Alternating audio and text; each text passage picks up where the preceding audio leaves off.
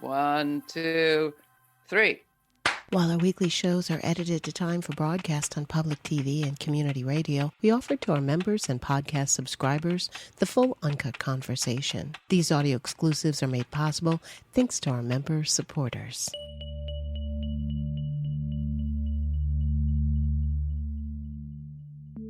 The New York City mayor's race is already one for the history books. When Zohran Mamdani, a young state assemblyman from Queens, defeated the state's former governor, Andrew Cuomo, in the primary this summer, it shocked the Democratic establishment and attracted attention from across the country. In the general election this November, Mamdani faces Cuomo, now running as an independent, and Republican Curtis Sliwa, the founder of the Guardian Angels. Mayor Adams has withdrawn, and that tightened the race a bit, but Mamdani is still enjoying a 2-digit lead as we record this. And if he's elected, he'd be the first Muslim American and only the second Democratic Socialist elected mayor of New York City. His victory, on a promise to make the metropolis of New York affordable for working people, would have implications for politics everywhere. It's already garnering both excitement and anxiety in different quarters. And even reporters in places with a whole lot else going on are watching, as you'll find out. This month, on the feature we call Meet the BIPOC Press, we've invited from New York City Felipe De La Hoz, a contributing editor for the New Republic, editor of the weekly newsletter Borderlines, and a journalist at Epicenter NYC. From Dearborn, Michigan, we're joined by Osama Siblani, the longtime publisher and founder of the Arab American News, the largest Arab American newspaper in the country. Siblani is also one of the founders of the local Arab American Political Action Committee. And from Chicago, we have Asha Ransby-Sporn, columnist for In These Times and co-founder of Black Youth Project 100. She was very involved in the campaign to elect Chicago's own progressive-backed mayor, Brandon Johnson, in 2023, and has some thoughts about what that story could have to teach the Mamdani campaign. For this week, our conversation is, what would Mamdani's victory signal for the nation, and why is it already so significant? Thank you all. I hope I'm not overstating the degree to which all eyes are focused on New York City when you do, in fact, have quite a lot going on. Asha, I mean, you are in the heart of a lot happening in Chicago right now, and I appreciate you taking the time. How are you doing? And are you actually as focused on Mamdani as this introduction would suggest? Yeah, thank you. Thank you so much, Laura, for having me. And yeah, it is absolutely an intense and complicated time here in Chicago. And so, I'm pretty focused locally. We have really are facing a military invasion. It's just like I don't think I can overstate the degree to which the chaos that Border Patrol and ICE has been causing, not only in immigrant communities, but in Black communities and working class communities all across the city. We're heading into a budget season where, our progressive mayor is gonna have to deliver on his promises, and he's kind of, foreshadowed. He's been talking about taxing the rich as a part of how we protect against Trump cuts. So we're in the midst of all of that. And also, I think that, I went to college in New York City. I have family in New York City, and feel connected to the movement there. And I think it has brought a lot of hope to people. I think Mamdani is an inspiring leader, and is not alone, I would say. And I think that's important for the New York City folks to think about and make sure that we're connecting to a kind of national movement. And I think that that's the type of leadership, whether it's Zohran Mamdani, talking about making a city like New York work for the working class and not just the rich, or a Brandon Johnson, standing up and saying federal agents are not welcome here. They can't use city property for, harassing Chicagoans. That's the type of bold leadership that we're going to need on our side to go up against these fascists, and kind of try to get some of the more run-of-the-mill establishment types who are getting in our way out. Thanks, Asha. I mean, you put your finger on something really important, which is that our commercial media love to have individual heroes and individual stories. And Zohran Mamdani's is certainly a great one.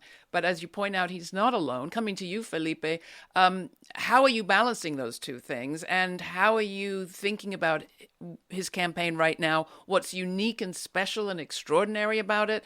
And also what reflects what Asha said as a broader wave of change? Yeah, I think there are a few things happening here. I mean, to have an incumbent mayor who was up until pretty recently running for re-election polling at 7-8% is almost unheard of.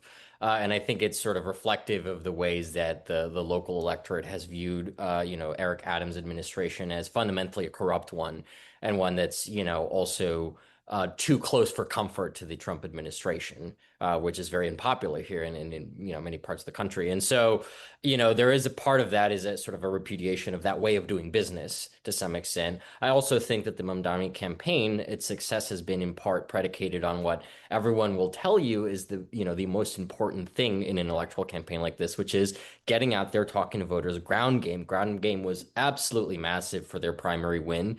And, it's not rocket science. It's simply a fact of, I think connecting with people who were sort of disillusioned, disassociated from politics, and presenting a vision that while it is progressive and, presents a lot of sort of progressive points, is fundamentally about affordability and about some other things that are, issues that people resonate with, and kind of are welcoming alternative vision of. And so I think that, a lot of, if you look at a lot of the kind of national media, they're sort of treating Mamdani as sort of a stand-in for all of this sort of culture war stuff. And, I really don't think that that's been sort of really the driver of his campaign as such, right? It's been much more about kind of, pushing back against certain things, like, for example, the notion that, New York City should move away from its sanctuary status, things that matter to people, and, positing that we can live in a city where people can afford rent, right? And people can afford childcare. And those messages are not necessarily incredibly complex, but they are resonant. How do you explain, Felipe? New York is home to the Democratic Party's House and Senate leadership. Chuck Schumer and Hakeem Jeffries are right there. Neither one, at the time of this recording, have endorsed Mamdani. How do you explain that? Do you think that will shift, and is that significant to you? I think there are a couple of things here. One of them is sort of internecine, New York City politics, where like Hakeem Jeffries has long had sort of personal animosity and conflict with some of our sort of local progressive clubs and stuff. And so I think there's even a slight kind of personal factor there in for him. But for both of them, I think it's also the case that, it's not lost on anybody that this is part of what I would say is a decades-long now sort of struggle over what the Democratic Party is really supposed to represent and how it's supposed to conduct himself. Everybody understands that Mamdani is positing a different approach, is sort of, willing to stand up to some of the, party dogma. And I think there's a sort of a caution among some of the Democratic leadership to embrace that, even if it's overwhelmingly clear at this point that he's probably going to win, and they're going to have to work with him, right? And that's why we've had some grudging sort of endorsements, like from Governor Hochul, right, who finally came around.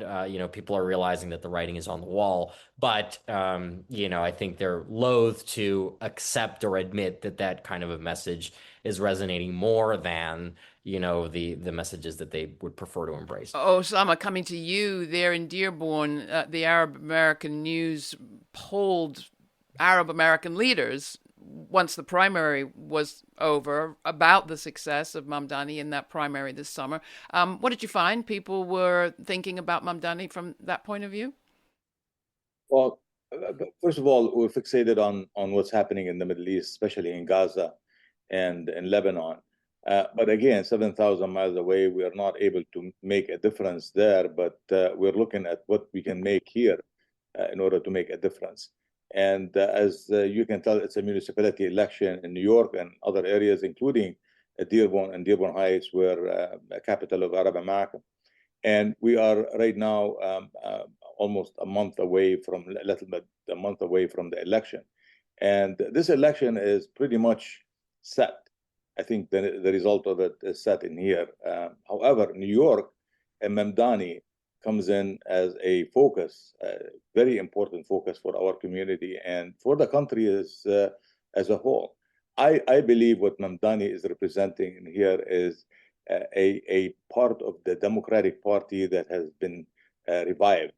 And I believe that Jeffrey and Schumer are not responding to him or not supporting him. It's because they represent the dying party of the Democratic Party. It's like what happened in the Republican Party when Donald Trump took it over, and he took it over all the way to the right. I hate, giving labels. I don't think Mamdani. I don't look at Mamdani as a progressive. I look at him as representing the anger and anguish of people who have been left behind with the political apparatus, and they do not see what's happening to them, whether it's in rent, it's food, it's schooling, education, public health, everything that they have been left behind. So he's addressing these issues, and that's why he has this kind of support. I believe Mamdani is leading a revolution in here. It's happening in New York, the Big Apple, but I think that it's going to spread all over the country. You have mentioned the candidacies of others in your region, Osama, and Abdul El-Sayed running for U.S. Senate is a big one. What do you think you're seeing there in terms of a new electorate turning out, or an electorate perhaps that demands that we take a different look at some constituencies that perhaps we've been making assumptions about? I think Mamdani's campaign and Abdul Sayed campaign and other campaigns just popping up in the country everywhere represents the change in the mood in the American public and the American voters. They want someone who really represents people and not special interests and not big PACs. And the pharma and others who've been dictating policies in Washington, D.C. I think that we have in Washington right now the best politicians that money can buy, and things are going to change. And I think they're changing right now. You can see it obviously in Mamdani's campaign, but we also see it in Abdul Sayed campaign. When he started his campaign, he was behind in his race against the two state senator and U.S. congresswoman. But now he is way ahead of them. He is leading the pack right now, and that's why he's appealing to people. He's discussing the issues that people care about. He's going up north where the people have not heard of his name, and he is making a huge difference. People are listening to him because he is talking about issues that are important to them. So it really doesn't matter anymore what is your name, whether it's Abdul Sayed or John Smith. It really doesn't matter. What matters is you're talking about issues that are important to people, and they're feeling, especially today, they're feeling the pain in their pockets and on their dinner table, and also in their kids' schooling and in their public health. So I really believe that there is a change in attitude also on foreign policy. Usually, foreign policy is not something on the radar of American people or American voters. But today, with what's happening in Gaza and what's happening in Ukraine and how our foreign policy is being operated and conducted, people are very angry. There are polls that are being conducted, and we're looking at it, and we see the majority of American people are shifting from both parties and going into independence. Here in Michigan, we have the mayor of Detroit, Mike Duggan, who is running as an independent for governor. He is not. He left the Democratic Party and ran as a Democrat because he doesn't see in the Democratic Party anything that resembles what Michiganders want. In terms of independence, Vermont's independent Senator Bernie Sanders was up there campaigning for El Sayed, and he's been campaigning for Zohran Mamdani as well in New York. You wrote recently, Asha, that Mamdani's campaign was doing something the Sanders campaign never managed regarding black voters and the need for us to change perhaps our sense of that black voter archetype. Yeah, my work has been in Black communities, in Black movement, and then I also, I consider myself a part of the left and have, supported progressive and leftist and socialist candidates and all of that. And so I'm always thinking about, well, what is that intersection, and why doesn't it feel bigger? You look at polling of Black American adults, and especially on economic issues, but on a wide range of things. We're one of the demographics that has one of the most favorable views across the board of socialism. We tend to support things like investing in good jobs, expanding the public sector, universal health care. And there's a way in which our movements sometimes haven't tapped into that full potential. And I think that that is important organizing and political work to be done. And so, we saw in the days after the primary, there were some takes saying, you know, uh, majority Black precincts went for Cuomo and used that, which is in part true, but it's not a data point that actually tells the whole story there. Because if you then look at the polling going in or some of the exit polls, what you see is that among Black voters that knew who Mamdani was, he had enormously high support. And so it's really just thinking about that potential. And I know and have seen the campaign, especially going into the general, has invested in some ways in a concerted effort to make sure that Black voters across the board know who he is. I also think that there's a big distinction across age, which is true across the board. And then I think that we sometimes interplay, what the polling about likely voters says versus what the polling about a whole demographic says, right? And what I see in my organizing is that I more so than I am concerned with Black people being pulled to the right or being pulled in by Trump, while there is a small there are some people who are being pulled Some that way. disturbing polling recently, but keep going. Yes, and I've dug into that. But even more so than that, I think what we see are people who are disengaged and feel like our political system isn't going to deliver for them at all. And who feel let down by the establishment Democratic Party that has really sold all of us out for decades, and Black people have borne an enormous amount of the brunt of that impact. And so, I think it's both about how do we make sure that leftists are reaching communities with their message about affordability and economics, but in a way that also speaks to the particularities of race, of racism, of racial capitalism, and its manifestations in our country. That they are doing that people know who they are. Walk and That, chew gum. Am I hearing, Asha? Maybe what? walk Well, and yeah, also chew gum. and then also that engages people who are disengaged entirely. Hi, it's Laura. Independent media is a collaborative project, and you play a critical part in it. This show is made possible by our viewers and listeners, not corporations or advertisers. So join our member supporter honor roll by going to lauraflanders.org/donate to contribute. That's lauraflanders.org/donate. And please stay kind, stay curious, and commit to supporting this no ads, no gimmicks, not all about profit show, again, or for the very first time. Thank you. And a reminder to hit that subscribe button wherever you get your podcasts. And thank you. Now back to our full Uncut conversation. Felipe, the race has changed a little, I think, since the New York Attorney General Letitia James came on board strongly behind Zohran Mamdani. And in just the last few weeks, we've seen huge rallies happen with Letitia James and Mamdani specifically representing a sort of face of defiance against ICE raids and in support of the immigrant population in New York. What are you seeing that you think is important about all that? And is it significant for policy going forward? You cover policy on the immigration front with your newsletter. Sure, yeah. I mean, I think Tish James has enormous credibility here for a number of reasons. I mean, she has a very interesting and sort of varied career in politics. She was public advocate, became attorney general at a pretty pivotal moment, and was actually sort of one of the forefront national figures actually holding Trump to account during his first term.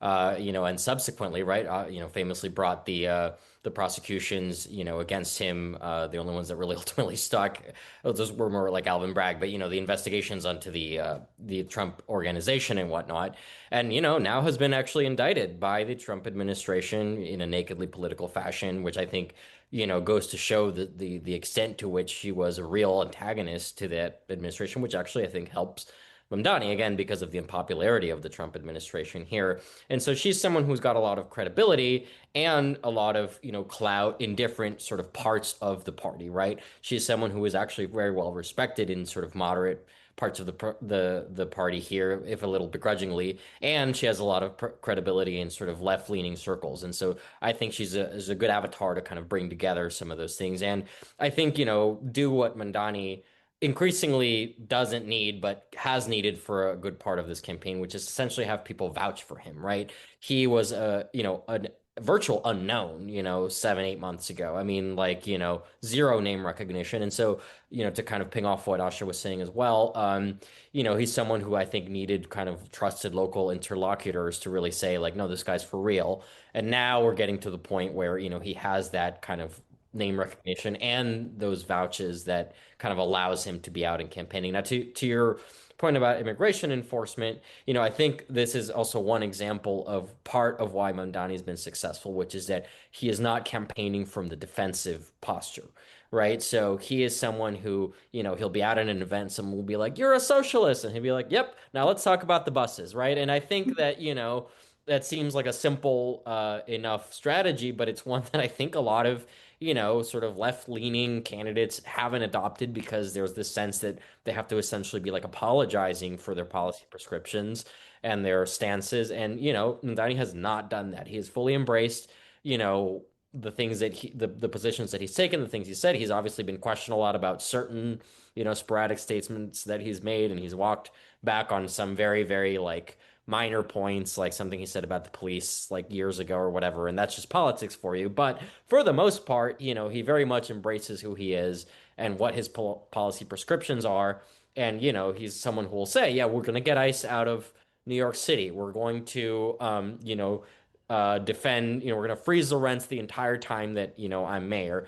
And these slogans, there are going to be practical questions about implementation, if and when he's mayor, right?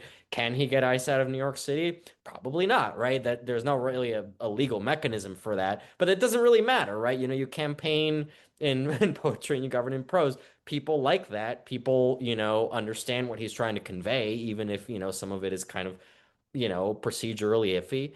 And so I think that, his sticking to the script and sticking to his message unapologetically, not, all the time saying sorry for having these positions, is partly what his secret sauce is. And that he just seems like a nice guy, go up to him on the street and have a conversation. Now, that hasn't necessarily saved him from some pretty brutal coverage in the media. And we have to say the New York Times especially has spent a lot of ink reminding people of his position, criticizing U.S. support for Israel during the Gaza war, standing up for Palestinian rights, showing up at demonstrations, being one of the founders of Students for Action for Palestine in his campus years.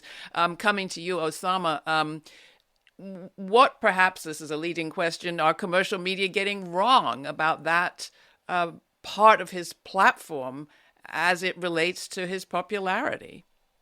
Well, I'm sure you've heard of this saying that you believe in one person that can change the world.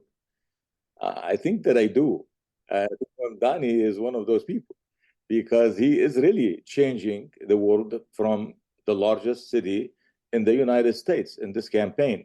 And he's changing a lot of things. And that's why the mainstream media is going after him, because the mainstream media, unfortunately, this is the same media that went for the weapons of mass destruction in Iraq, and they beat the drums for war. And they had George Bush and Tony Blair for their invasion of Iraq for unsubstantiated and accusations of weapons of mass destruction.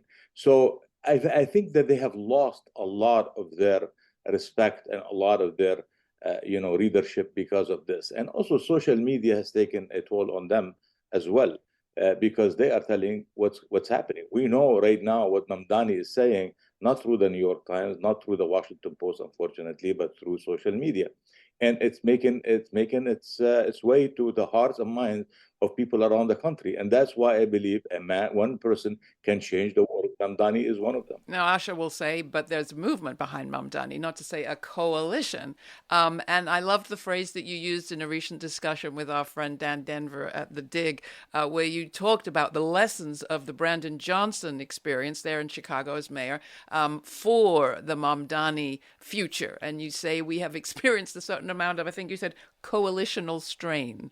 Yeah, Laura, I didn't mean that he is doing it alone. Of course, I know you didn't. I'm just using it as a segue for Asha to talk about coalitions and coalitional strain. What is the takeaway lesson, Asha, from Chicago so far, from your point of view? Yeah. And I just want to appreciate Osama's point, which I think is an important complement to mine about movements and coalition, is that I do also think this is a time when we need leadership.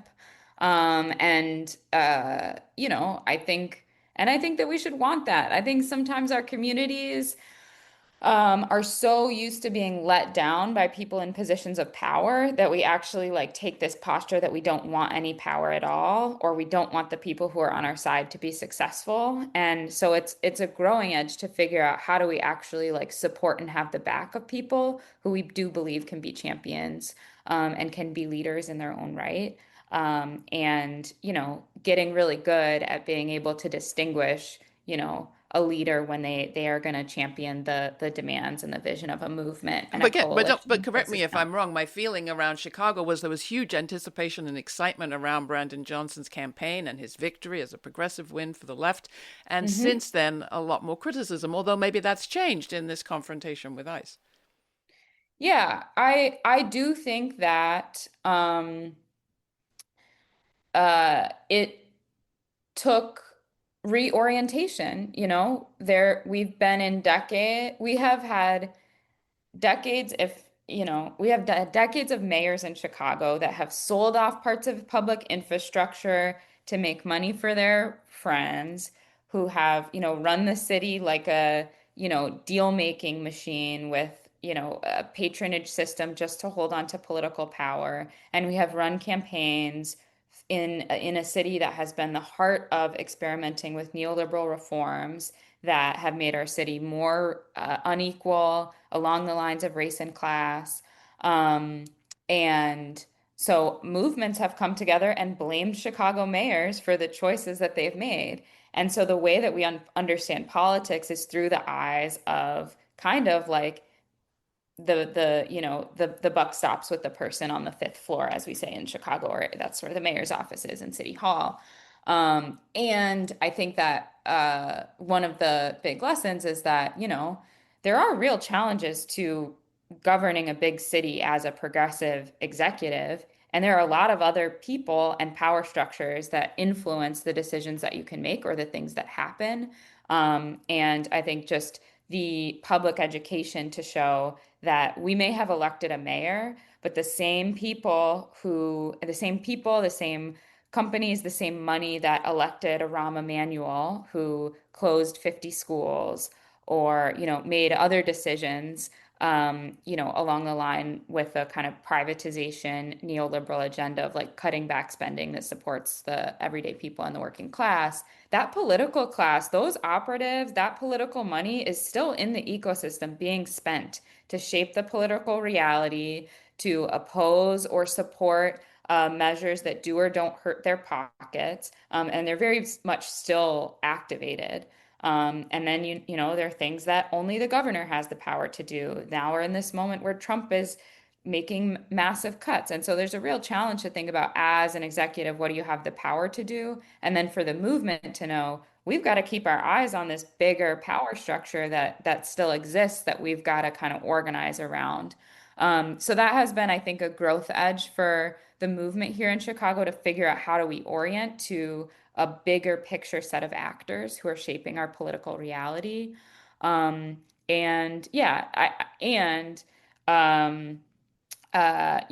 do think there's a little bit of like, we can struggle with each other about what the priority policy is going to be or what the best moment to take a risk versus not is going to be. But at the end of the day, I think this moment where we are experiencing just enormous attacks from Trump's federal government, both in terms of sending in ICE and Border Patrol, but also economic attacks, those things impacting places across the country. But he's made some targeted attacks on Chicago. He just pulled $2 billion that was meant to fund the extension of our red line, our train, to reach more of the Black and working class parts of the South Side. He's finding all of these ways to really target our city economically too. And I think what we're seeing is a lot of unity and a lot of clarity about what side we're on, and the sides feel very clear. I mean, Donald Trump's administration does seem to be helping to unify his opposition, and that's great. But as we draw to a close in this conversation, I would love to hear from each of you a little about what strength your media outlets bring to this moment, because I think, we have a tendency in the commercial media to create kind of straw man images of different demographic groups and then to report heavily on any divisions within that group, a practice that is not the same when it comes to white politics. People are allowed to have all sorts of opinions. Coming to you, Osama, in that delicate balance that you've identified between individual history makers and the movements that they're a part of, and I hear you, we need both. Where do you think your reporting and the reporting of institutions like yours has strength, perhaps, over the commercial media that at this point seems so incredibly cowed in any case, but never covered movements well? Well, let me just say, for last 41 years, since the establishment of the Arab American News, many things have changed in the cities that we were operating in, especially in Dearborn. Dearborn, as in the history, it was a racist town. It was pushing everybody who was not white outside of the city. And when I started the newspaper in 1984, the mayor launched a campaign headline, "Let's talk about the Arab problem," because the Arabs were coming in from the windows when the doors were shut in the face of African Americans and other ethnic groups. And he won. He was number 3 in the polls, and he came out to win in 1985 and become the mayor of Dearborn. But what happened 40 years later? Abdullah Hussein Hammoud is the mayor of Dearborn today. The president of the city council is Mohammed Sar'ini. The head of the district court is Salim Salami.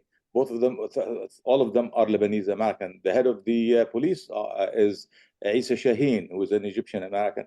So we have changed also in Dearborn Heights, in Hamtramck, in Canton, everywhere in Birmingham. Things are moving forward. So I think we've made a difference in trying to bring our community back into the political and the electoral process. This is where you can make a difference. This is why we admire what Mamdani is doing, what Abdullah Hammoud is doing, what Mo Baidoun is doing in Dearborn Heights, because they're bringing our community, lifting our community, bringing them in order to participate, vote, because voting is the power of the people, and they have a chance to make it every year, whether it's municipality, whether it's midterm or presidential election.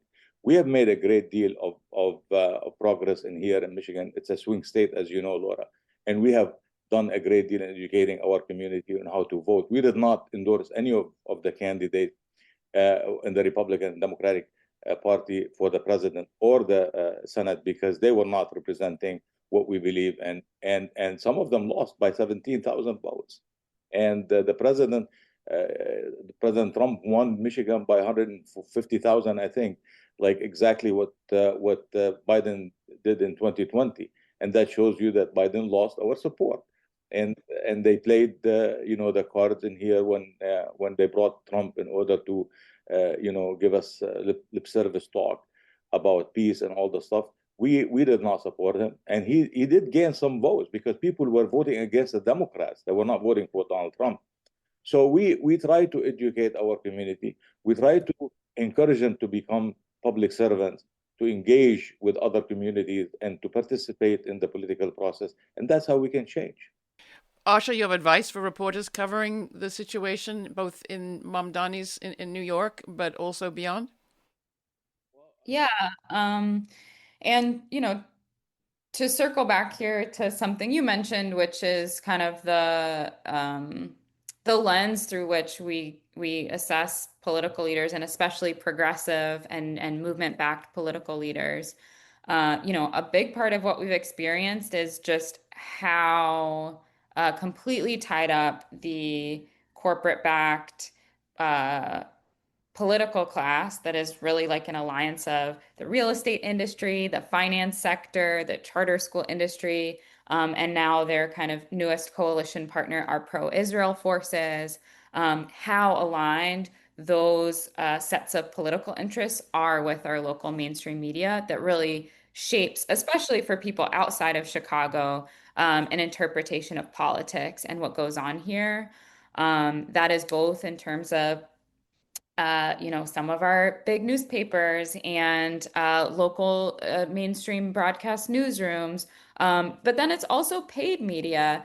I can't tell you the volume of ads and text messages spreading misinformation about policies to invest in affordable housing, policies to protect public safety in a root cause way, that have gone out not only criticizing our mayor, but also criticizing progressives that we elected to City Hall, and ultimately criticizing the vision of a movement that wants to make our city better for the working class. So there's a lot of money poured into making people inside and outside of Chicago see things in a certain way. And that's why it's so important, one, that I think media and getting our message out there to interpret politics for people is also so important, and that we hold on to spaces that we do have outlets, that like in these times where I write and other places. That takes me to you, Felipe. There in the belly of the beast of New York City, there's still a little bit of reporting still to do on the mayor's race, but then the coverage of the administration that follows.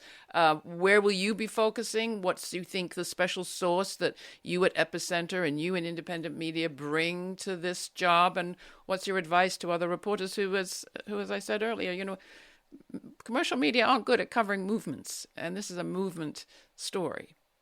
Sure, this might sound a little bit odd, but I think that there is an intent to look at realpolitik on my part and on the part of some alternative media. And a lot of the mainstream media tends to view itself as the ones that are savvy, that understand what's going on.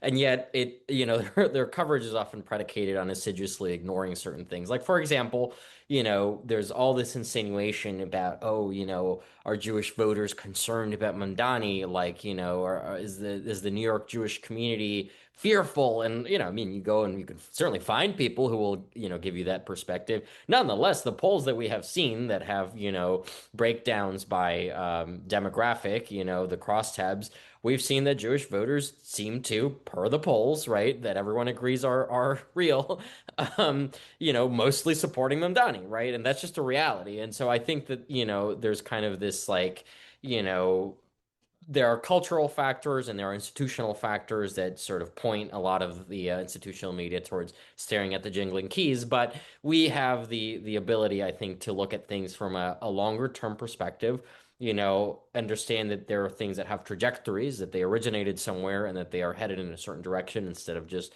this particular moment in time. I'll tell you, for example, I think it's important to understand a Mamdani mayoralty in the context of the recent de Blasio mayoralty, right? Something that, I covered and that my colleagues here were writing about at the time. And, de Blasio was the one time, big progressive hope here in New York City. And for the most part, people consider him to have kind of flamed out for a number of reasons that I think that the Mamdani campaign has pretty top of mind, right? And so I think there are these kind of histories and trajectories and sort of foundations of things that we're able to kind of incorporate into our reporting that unfortunately a lot of outlets just kind of like to live in the moment and sort of not really think about those things and how they've kind of affected the way that politics has played out. So if you had one piece of advice to reporters covering, let's say, the next 6 months in local politics across this country, with a focus of New York, Felipe, what would it be? I would say that it is sort of crucial to understand like the context of everything, right? Like sort of like where certain ideas originated. We've had a lot of astroturfing and sort of injecting ideas into the political conversation that are not really rooted in anything popular or that are sort of manufactured populism. And so, I think it's important to keep that in mind and to really be able to identify where that's happening, when, who's responsible, and how that's affecting the conversation. Not to say that it doesn't affect the conversation, because it certainly does. You have to engage with that. But, you shouldn't treat it as, just something that is sort of an organic thing when it is not. So not just snapshot reporting. Osama, would you have any advice you want to give reporters? Yes, of course. Not to look at the names, not to look at the ethnic origin, not to look at the color, not to look at the religion of these people, but look at their, actions, and look at their programs, and look at their initiatives. And I think that if we do that, then we can elect the right people for the right position. It's another balancing act. Asha, what's your one sentence advice to journalists out there? Yeah, I think expose the money being spent against him, and don't take, some of the critique at face value, with at least following the money and seeing who's going to profit, or who stands to profit from the city remaining, unaffordable to the working class, and drawing those links. Asha, Felipe, Osama, thank you so much. It's been a great conversation. I look forward to having you again back on the program here at Laura Flanders and Friends. Thanks for having me. Thanks. Thank you for inviting me. Thanks for taking the time to listen to the full conversation. These audio exclusives are made possible thanks to our member supporters. Please join our members now by making a one-time donation or by making it monthly. Go to patreon.com/Laura Flanders and Friends. That's also where you'll find our episode notes for more information on this conversation. That's patreon.com/Laura Flanders and Friends. And thanks again to all our member supporters.